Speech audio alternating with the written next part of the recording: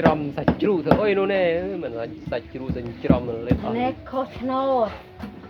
យ៉ាងសាច់ជ្រូកបបម្រះបប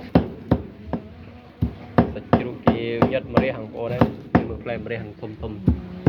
ម្រះស្ងខ្ញុំពេលហូបទេម្រះលវីងចូលចិត្តទេខ្ញុំមកគេចូលចិត្តអានេះដាក់ដល់ហើយនេះនេះសុំហូបចូលចិត្តទៅវិញ